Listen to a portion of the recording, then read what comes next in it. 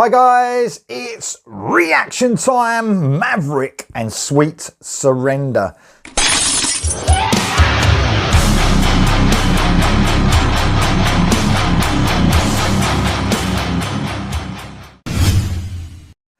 So man, I've really been looking forward to hearing new music from these guys. Irish hard rock band.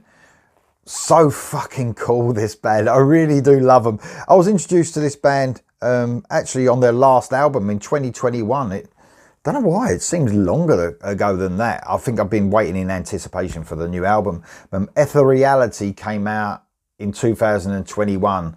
A great album. And it came out of nowhere for me. I know it's like they're not a new band, but it introduced me to them. And I thought, man, I can't wait for new music from these guys. It was a difficult time, I remember. You know, obviously in 2021, COVID was coming out of COVID and stuff like that.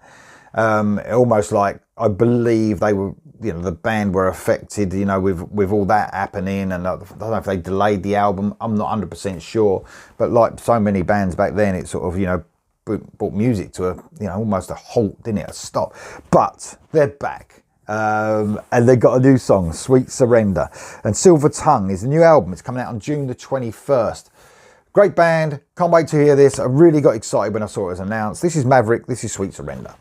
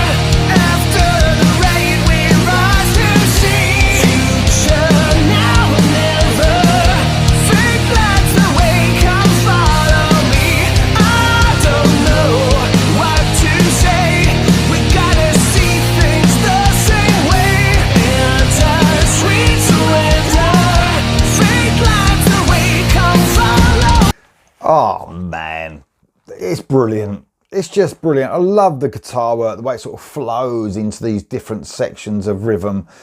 The bridge to the chorus, the way it sort of goes into that. I love that.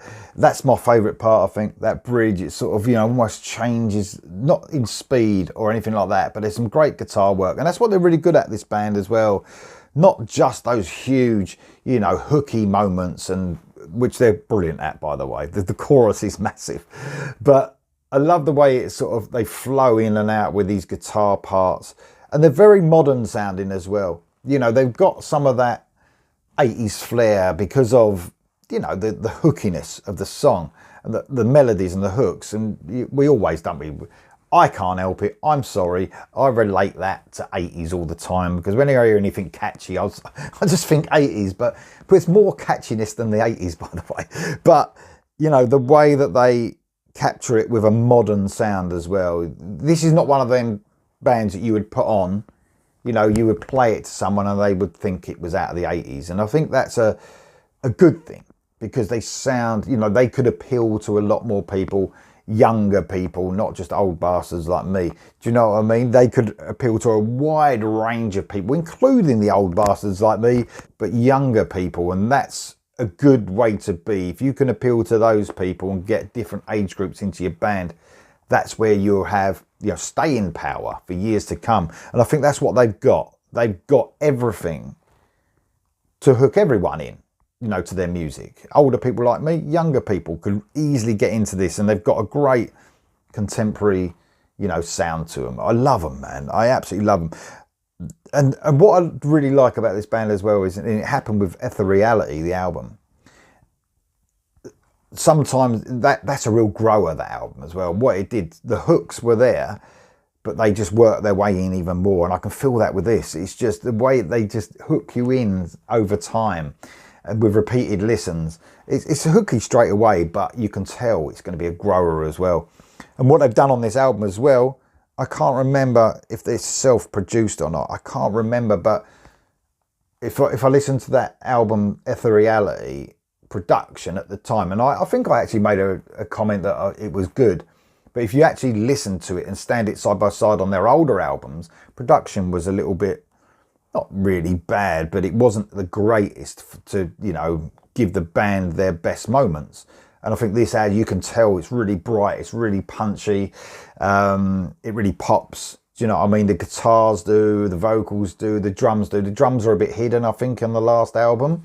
It's not all about production, and it just proves how good they were. It still didn't ruin anything about the album. It was a great album with great songs. But, you know, when you get a great production as well, it almost elevates it even more. You could tell the production on this is really, really cool, really bright. Love it. Absolutely. Sweet Surrender. So it's already hooked in my head. Here we go for the rest.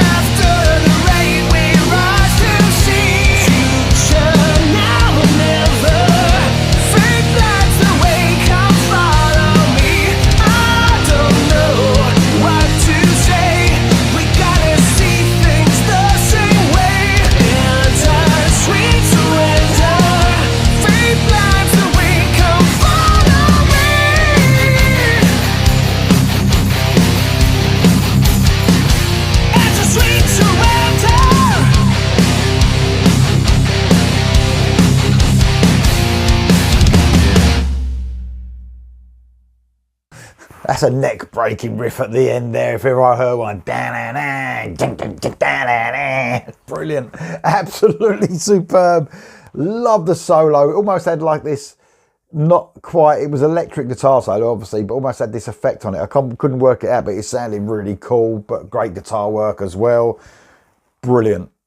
Brilliant, brilliant, brilliant. That's in my head now, that song. That is absolutely superb. That riff at the end,